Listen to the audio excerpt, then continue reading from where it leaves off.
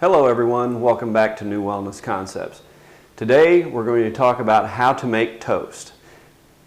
I think it's a really good way to point out how even the simplest things that you make in the kitchen can help with your health and wellness. So today we're going to talk about how to make a good piece of garlic toast and then a dessert toast, believe it or not. When you're going to make toast, the first thing to do is start out with a good piece of bread. And what we want to look for there is whole grains and stay away from enriched wheat or enriched grains.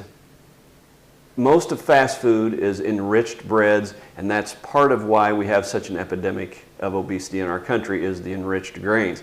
So a whole grain bread, it doesn't have to be wheat bread. They make oat breads and there's sprouted breads.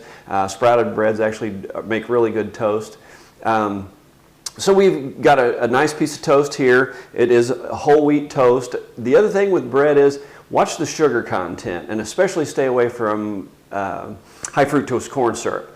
But even when they use natural sugars, the content can go up. So try to look for breads with less sugar and really try to stay away from the high fructose corn syrup. To make the garlic toast, what we're going to do is start with this piece of wheat toast. Take some oil and just dab it on there, brush it around a little bit so you get good coverage, but if you use a brush you're not going to overdo it. That's the problem. And why do we use this olive oil? Well, most of the time the problem with a piece of toast like this is we tend to use margarines, which have partially hydrogenated oils or hydrogenated oils, a lot of trans fats, saturated fats, even butter, probably a better choice than margarine, but again, saturated fat. Liquid oil is better typically than the solids, so stay away from the solids, use the liquid, and everybody knows olive oil is good for them.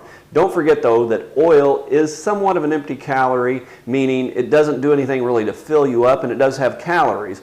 But if you do it lightly with a brush, you're not going to overdo it.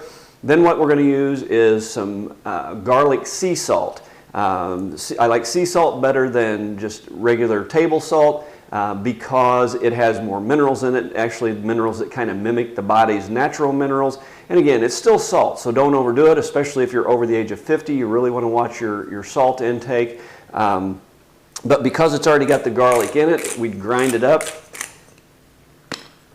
and just shake a little on there. And actually this has pretty big pieces of garlic. You can really see the garlic more than you can see the salt, and garlic's good for you. It's actually a pretty good cancer fighter. A lot of research on that, especially lung cancer. But this piece of toast will go good with a lot of the things we've talked about in the past, the red beans and rice, some of the bean soups that we've posted on the website. So try this piece of garlic toast. I think you'll enjoy that, and it'll be much healthier. Now we're going to move to the dessert toast, and what we've done here, again, looking for that good piece of bread. I've got a whole grain English muffin is what I used, and again, watch the sugar, try to stay on the low end of the sugar, no high fructose corn syrup, whole grains, whatever you can find, and be careful because sometimes they try to trick you with that whole grain. It'll have whole grains, but it'll also have the enriched wheat in there, bleached flour, things like that. Just stay away from that if you can.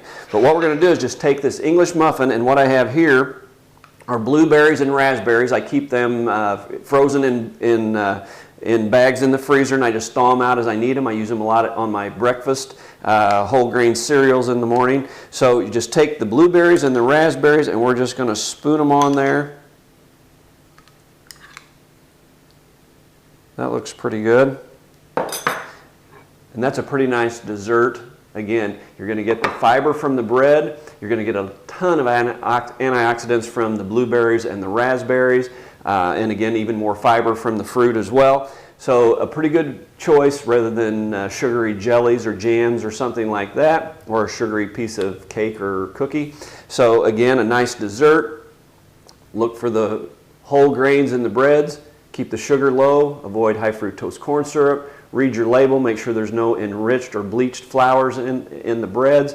And then use that olive oil to keep yourself healthy and eat those fruits. And we'll see you next time.